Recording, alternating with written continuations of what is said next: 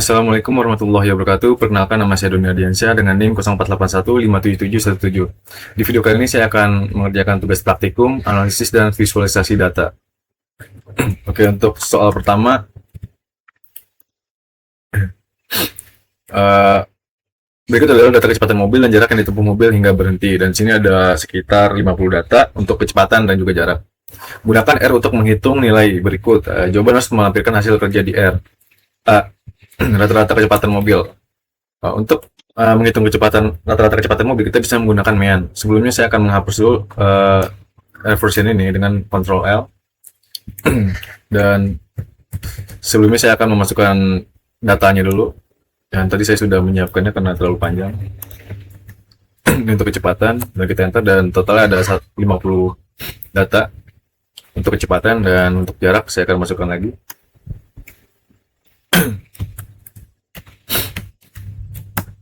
Oke, jarak juga 50 data.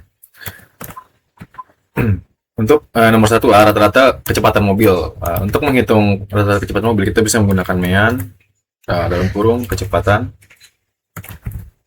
dan dihasilkan nilai 15,5. Untuk yang B, rata-rata jarak yang ditempuh mobil, kita bisa menggunakan MEAN juga, dalam kurung jarak, enter, dan hasilnya adalah 42,28. Yang C, standar deviasi data jarak yang ditempuh mobil. Di sini kita bisa menggunakan SD dan dalam kurung jarak, dan hasilnya adalah 24,76505. Untuk nomor 2, berdasarkan tabel pada soal nomor 1, jadi kita masih menggunakan data jarak dan kecepatan ini. Gunakan program R untuk membuat plot dan interpretasikan hasilnya. Scatter plot dari data kecepatan dan jarak. Oke, saya akan membuat dulu kodenya.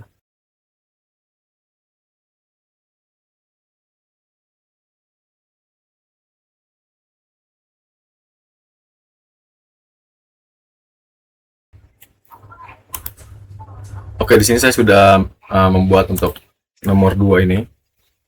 Yang dimana kita disuruh untuk membuat scatter plot dari data kecepatan dan jarak. Dan saya langsung coba lihat hasilnya. Dan ini adalah hasilnya. Main ini untuk judulnya ada kecepatan dan jarak. Ini sumbu X ada kecepatan, sumbu Y ada jarak, dan color blue. Dan ini warna biru.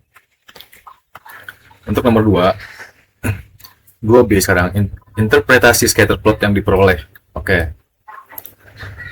Berdasarkan scatter plot yang dihasilkan, kita dapat melihat bahwa titik-titik data bergerak naik dari arah kiri bawah menuju kanan atas.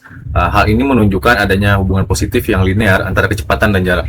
Artinya, secara statistik, semakin tinggi kecepatan sebuah mobil, maka jarak henti atau jarak tempuh yang dihasilkan juga akan semakin besar. Pola titik yang cenderung rapat menunjukkan bahwa korelasi antara kedua variabel ini cukup kuat. Oke, lanjut ke C. 2C, histogram untuk data kecepatan mobil. Saya akan menuliskan kodenya terlebih dahulu.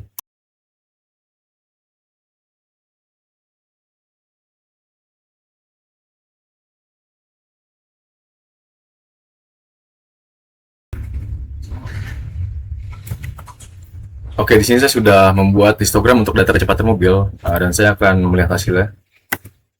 Dan ini adalah hasil untuk histogram kecepatan mobil.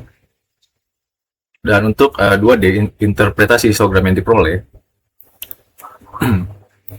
beralih ke histogram kecepatan mobil ini, grafik menggambarkan distribusi frekuensi dari data yang kita miliki. Dapat kita lihat bahwa pusat atau data frekuensi terbanyak berada pada rentang kecepatan 12 hingga 20. Distribusi data ini cenderung simetris, di mana nilai rata-rata dan mediannya berada di angka yang sama, yaitu 15.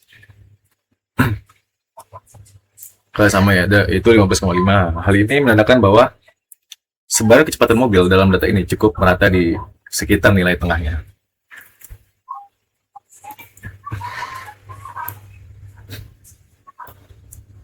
Nomor 3, Thomas memperoleh nilai 80 untuk ujian matematika.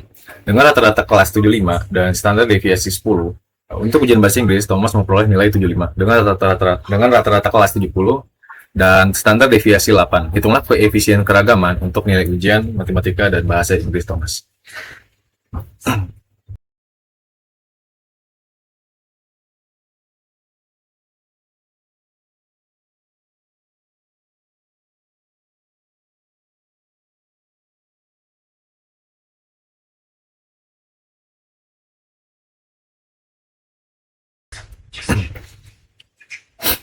Oke, di sini saya sudah menuliskan kodenya dari nomor 3 ini. Dan saya sudah memasukkan data ini ke values. Nilai Thomas itu ada rata-rata matematika di 75, standar deviasi matematika itu 10, dan rata-rata bahasa Inggris itu 70, dan standar deviasi untuk Inggris itu 8. Dan di sini juga saya sudah buat rumus untuk menghitung koefisien keragaman. Jadi bisa kita langsung cek saja di sini dengan cara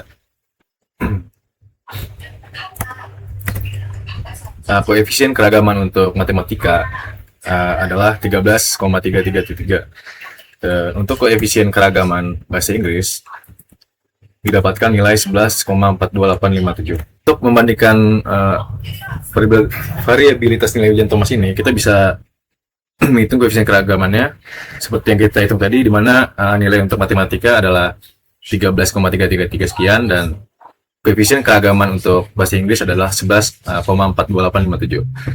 Karena nilai koefisien keragaman bahasa Inggris lebih kecil dibandingkan matematika, kita dapat menyimpulkan bahwa sebaran nilai di kelas bahasa Inggris lebih homogen atau seragam. Sebaliknya, nilai di kelas matematika memiliki tingkat variasi yang lebih tinggi terhadap rata-ratanya. Oke, sekian video dari saya. Wassalamualaikum warahmatullahi wabarakatuh.